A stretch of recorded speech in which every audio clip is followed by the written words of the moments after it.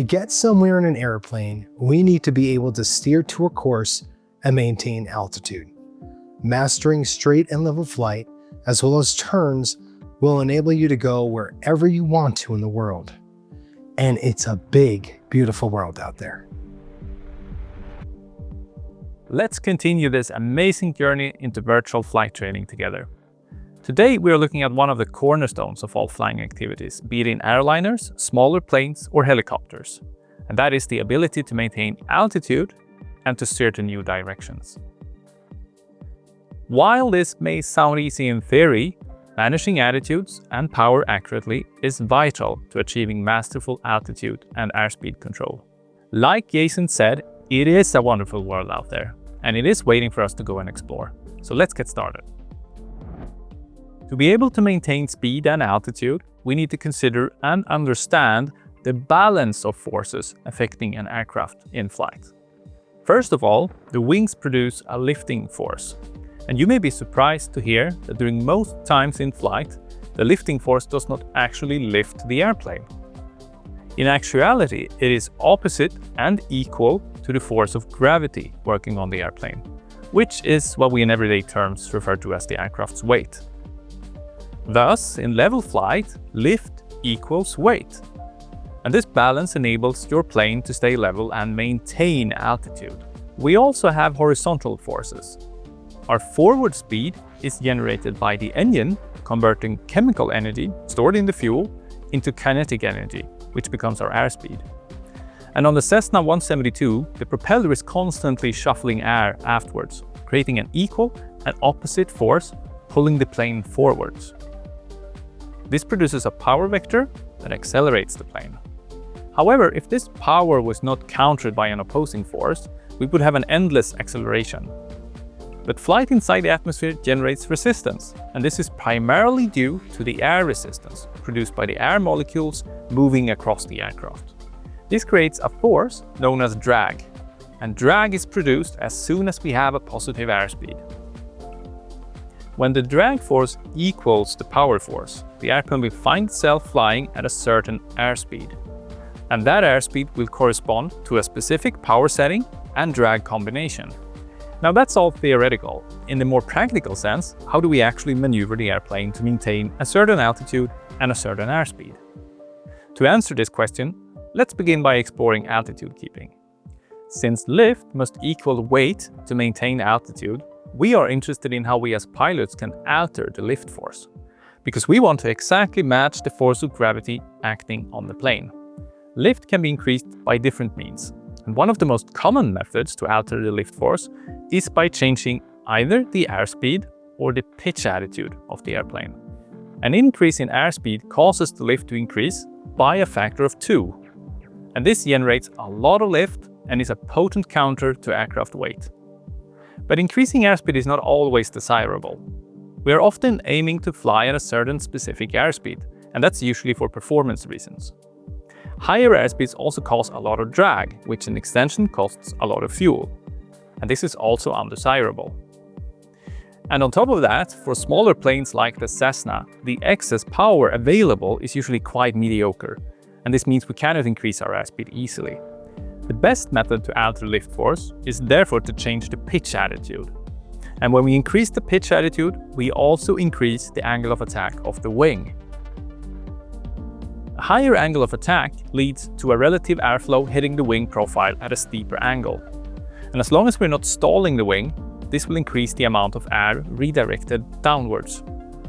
As we learned in the previous lesson on effect of the controls, this causes an opposite and equal reaction, creating more lift.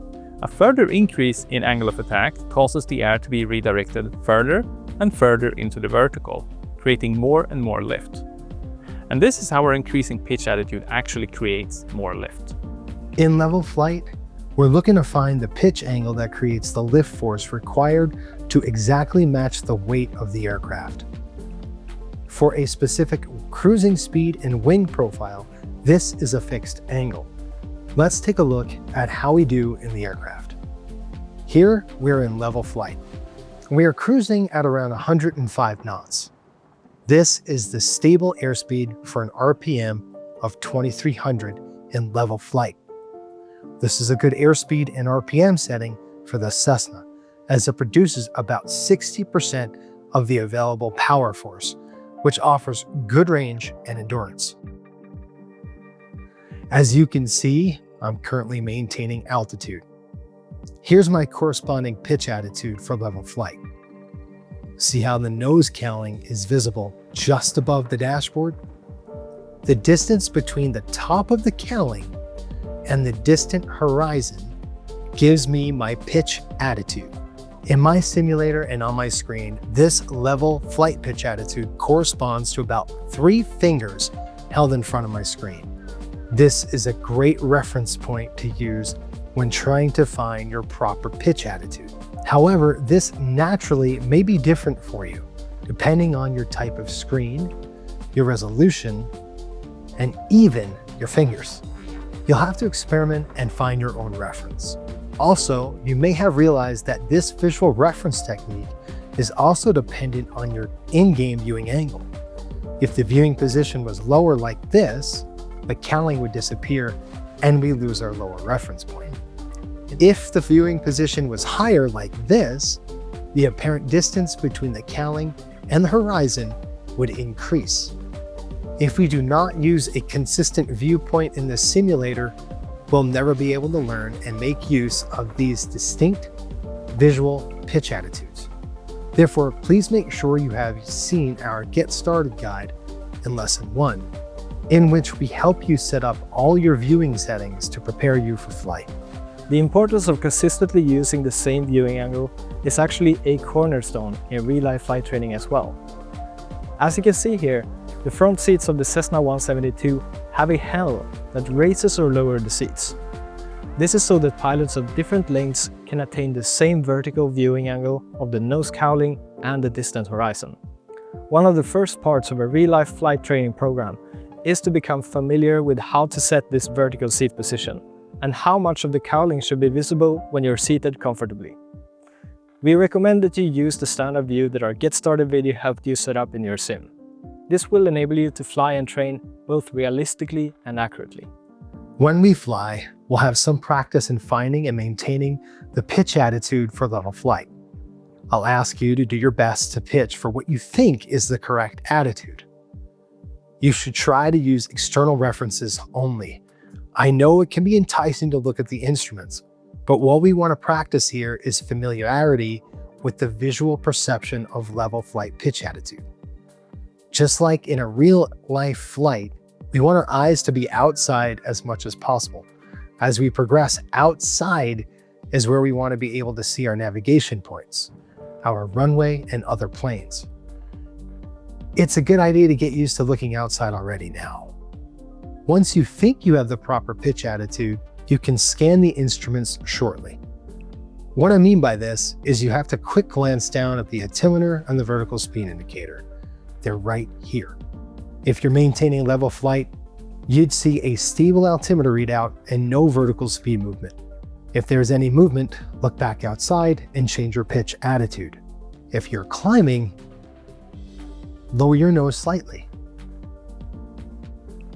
If you're descending, raise your nose slightly. Remember to also keep your wings level. The best way to ensure this is to look at the far horizon. We want to be in a straight line. When you and Jason are practicing this, you will most likely find that you're constantly applying some pitch force on your control device as you try to maintain your level flight attitude. You'll find yourself either pushing or pulling on the control device, and this can be quite tiring. It is also very easy to lose focus and thus inadvertently let the nose travel out of the proper pitch angle.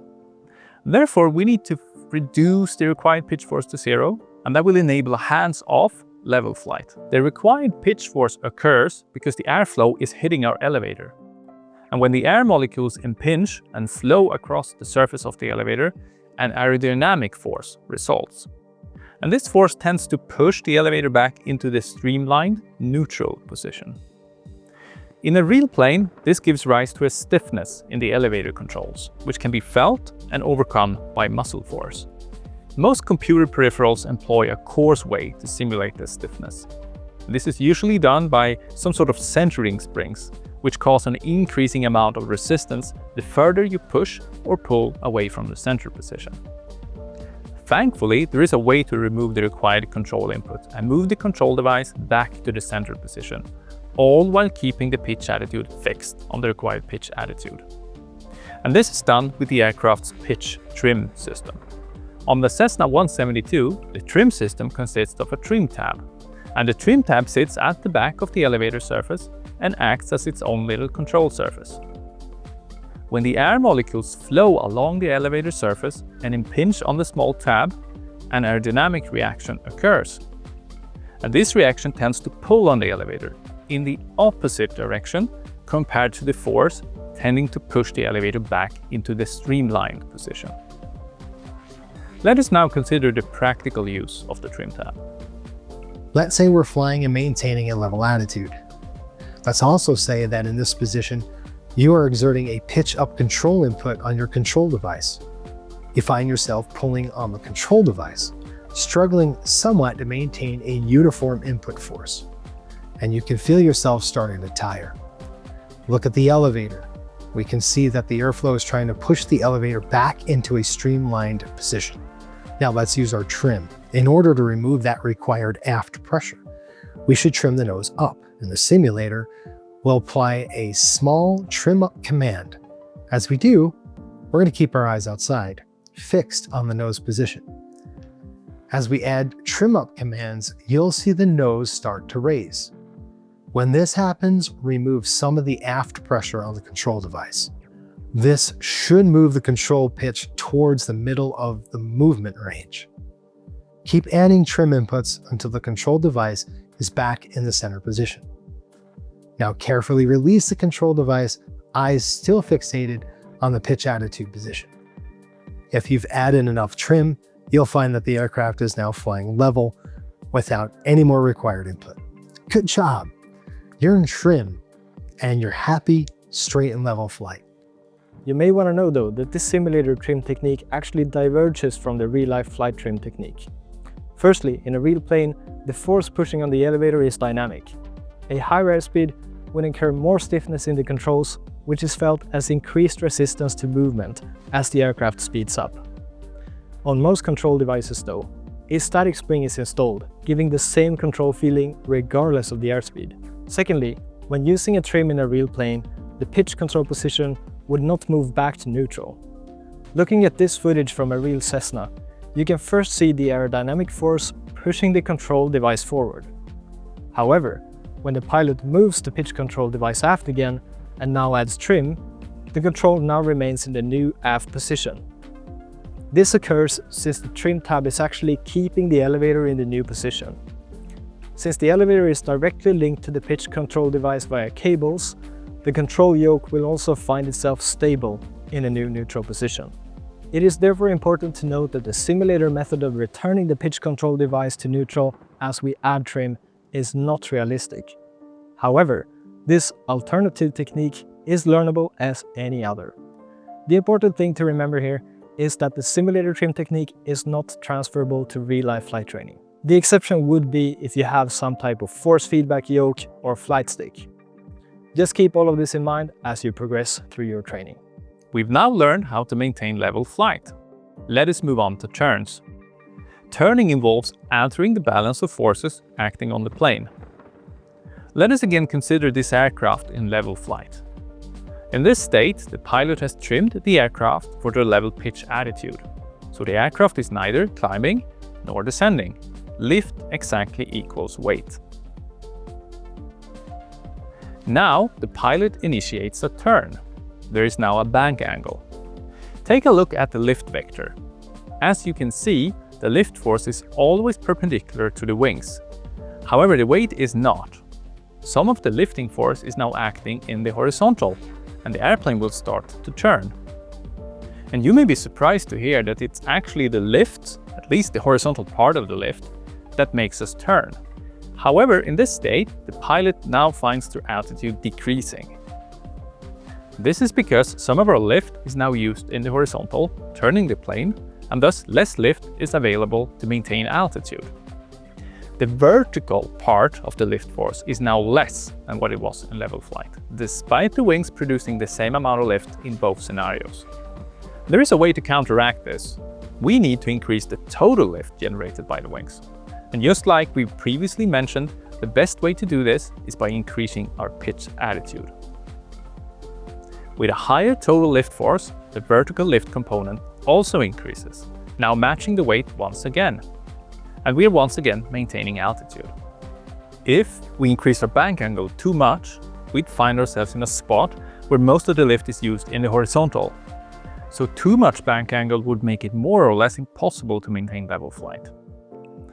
Therefore, it's a good idea to target a 30-degree bank angle, because this is a good compromise between turn rate and the extra lift required in all turns.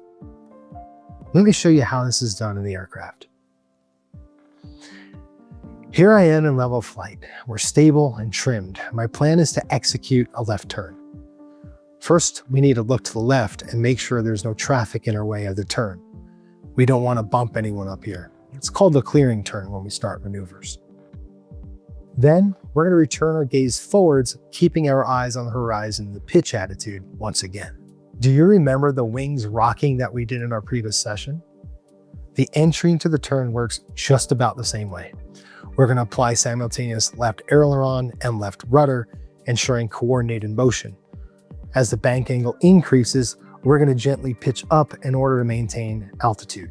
As I approach 30 degrees of bank, I reverse my aileron input slightly and let go some of my left rudder. This ensures we stop any further increase in bank angle. Can you see how the nose cowling cuts the horizon? That's your attitude to ensure constant altitude in a left turn. Rememorize this, as this is our primary reference for altitude control in left turns. Maintaining the left turn, I keep my eyes outside, mostly fixed on the pitch attitude position shown here. This way, I can detect and correct any deviations in pitch attitude right away as they occur. Now, we do want to use the instruments, but only to perform quick checks. Let us consider the bank angle first.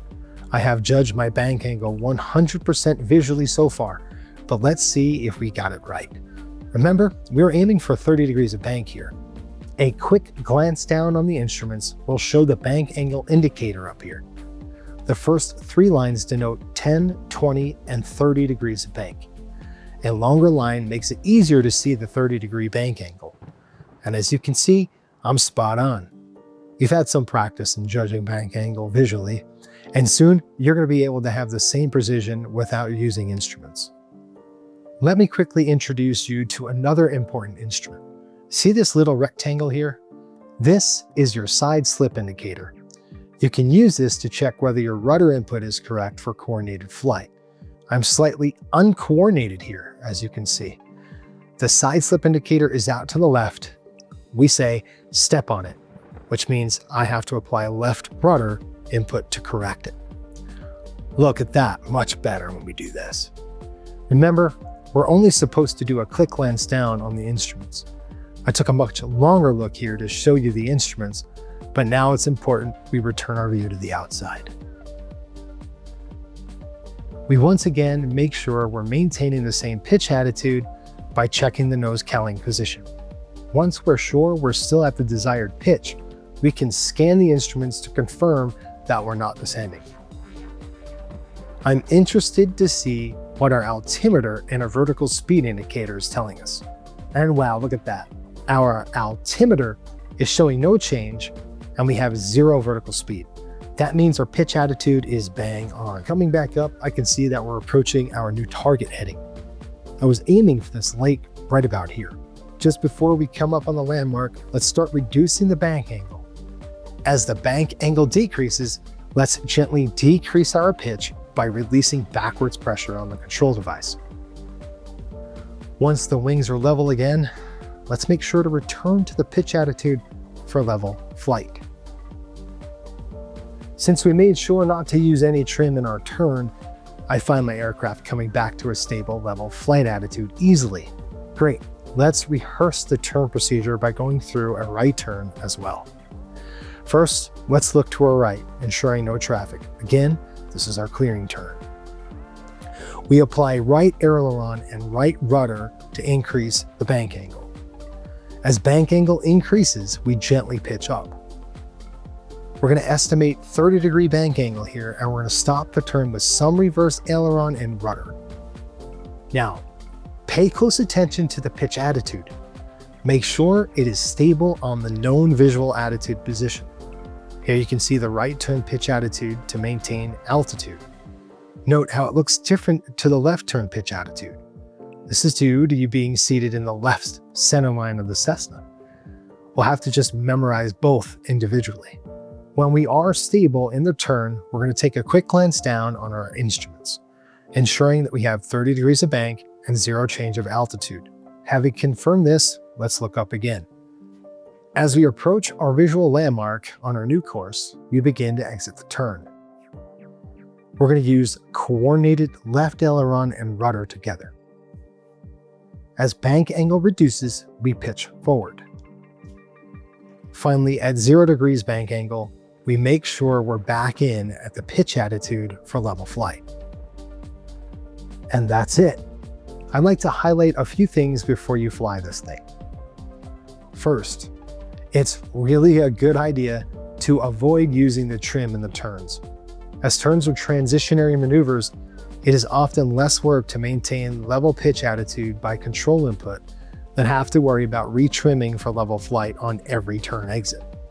Secondly, you've seen me turning to visual landmarks and not headings. Later in the course, we're going to introduce turns to compass directions and headings. But even then, we're going to try to use visual landmarks to confirm our desired navigational paths. Visual landmarks should be our primary turn references when flying in good weather like this, even if we also have a desired heading to steer. If you'd like to get flying straight away, come join us at the Academy website. There you will find an easy way to access all the lesson contents for use within Microsoft Flight Simulator, and also to engage with all of our other learning content. Also, don't forget to like, subscribe, and to leave a comment right here on YouTube. That way, we can get the future flight lessons right to you as soon as they're released, and you will also be supporting our educational content in the future. See you up there.